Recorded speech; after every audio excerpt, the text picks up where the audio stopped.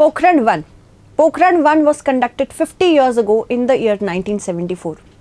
It was the decisive day on which India announced to everyone that we are now a nuclear power. Later on sanctions followed. बहुत सारे sanctions लगे भारत के ऊपर. हमारी तब की प्रधानमंत्री इंदिरा गांधी जी ने she tried to assuage the permanent five.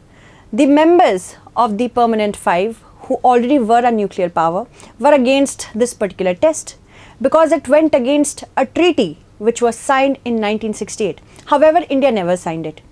Now, why do we call Indira Gandhi as the Iron Lady of India? Because this particular decision to conduct Pokhran 1 was actually hers. When she tried to solicit information and advice from many of her members, nobody gave her a clear-cut answer. Some people were even against this. But the Prime Minister said that we must go ahead with it because it is very good for the country. Before this, it was Homi Bhabha and Vikram Sarabhai who ensured that India becomes a nuclear power in the days to come. Not only because we were surrounded by countries such as Pakistan and China, but also because of energy security. So we are going to talk about Pokhran 1 today. Why was it conducted and how it was conducted, plus why Pokhran was chosen. We are going to talk all about it. From the perspective of our RAS examination, it is important that we do it. Now, if I have to talk about Pokhran, it is situated in the Thar Desert, very close to Jaisalmer. And Pokhran actually became very decisive. When India wanted to conduct a nuclear test, two things were very clear. First, we must ensure secrecy. That means no country should know about it. No country, if we talk about the permanent five, the USA, UK, France, then USSR and China, they already were an established nuclear power. This created a lot of imbalance between the haves and the have-nots. So India wanted to ensure that sanctions do not fall before we conduct a test. First was secrecy. Second was security of the people. This was also important. Security of the people was very important because we did not know how would the test go. And if this was a densely populated area, it wouldn't have been chosen. It is in the Thar Desert. Dust storms were there in the month of May. Because of the dust storms, the spy satellites of America could not catch how we were working in Pokhran. So this is also really one tad bit I have given away to you. Now let's talk about India's first nuclear weapon explosion. When India was achieving a lot in the field of goodwill, India also was, counted against by countries such as China and Pakistan. Pakistan tried to wage war against India to capture Kashmir. Since 1947, it has been doing so. China, on the other hand, did not want in Asia for any other power to grow. And India was, of course, a candidate which was the most suitable one, not China, because of the presence of democracy. So these two countries, they knew that if India became powerful in Asia, their place in the world would decline. And India was aware of the fact that China does possess nuclear weapons and Pakistan could possess nuclear weapons with the help of China. So it ensured that from the very beginning it declares itself that we are a nuclear power. We wouldn't want any country to question us. We wouldn't want any country to wage war against us because it is a deterrent.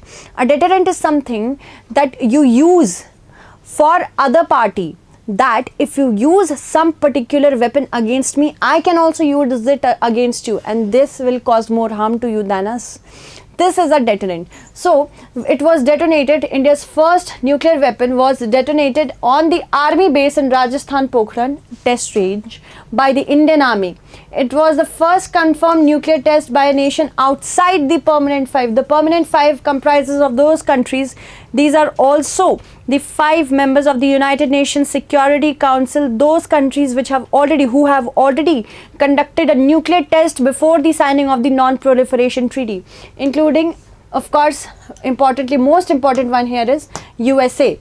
Then we have USSR, now Russia. Then we have France. Then we have China. And finally, we have the UK. So these were the permanent 5. They had the nuclear weapons.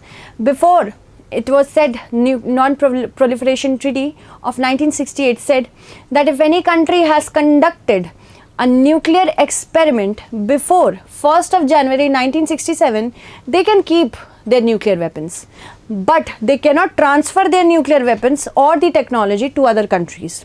Secondly, this Non-Proliferation Treaty of 1968 said that we are not going to let any country conduct a nuclear test or develop any sort of technology. India did not sign it. Why? Because China already had conducted it in 1964. Before this, because of the World War II, in 1945, when the World War was ended by the bombing of Hiroshima and Nagasaki by the USA, here is Hiroshima where bombing was done and Nagasaki in Japan, the world became much more aware of the inequality that existed between the nuclear powers and the non-nuclear powers. The USSR and USA, erstwhile USSR, now Russia, they were engaging in Cold War proxy wars, and that is why the world became more hostile. दुनिया बहुत hostile होती चली गई. अब India को पता था कि वो चाइना और पाकिस्तान से घिरा हुआ है, रशिया और यूएसए एक दूसरे के खिलाफ कहीं ना कहीं प्रॉक्सी वॉर कर रहे हैं. यूरोप एक ऐसा रीजन था जो बटा हुआ था, कुछ यूरोपियन नेशंस के साथ रहना चाहता था यानी कि यूएसएसआर, कुछ रहना चाहता था यूएसए के साथ, मतलब एक आइडियोलॉजी शेयर करता था. अब यहाँ पे इंडिया ये ज़रूर जानता था कि भले ही हम किसी ब्लॉक के साथ जुड़े नहीं हैं, पर हमें फिर भी अपने आप को इंडिपेंडेंट रखना है, इंटीग्रेटेड रखना है. इसी वजह से हमने इन सारी चीज़ों को मद्देनज़र रखते हुए साथ ही साथ हमने जो देखा इस ट्रीटी में ऑब्जेक्शन जो था इंडिया का, वो किस वजह से आया. देखो, होमी भाभा एंड विक्रम साराभाई ने 1954 में ही, नेहरूवियन एरा में ही कह दिया था कि it is important that India becomes a nuclear power not only from the perspective of security and integrity when it comes to geopolitical security and integrity, but also because of कि आपको energy चाहिए, आप चाहेंगे कि energy हमेशा बरकरार रहे, nuclear energy हमेशा की रहे. तो कल के दिन अगर किसी भी कंट्री ने हमें सप्लाई करने से मना कर दिया ऑयल, गैस, नेचुरल गैस या कोयला, कम से कम इंडिया के पास न्यूक्लियर पावर तो रहेगी. और फिर जब रेजीम चेंज हुआ, इंदिरा गांधी जी आई, उसके बाद सब कुछ बदल गया. We are going to talk about that as well.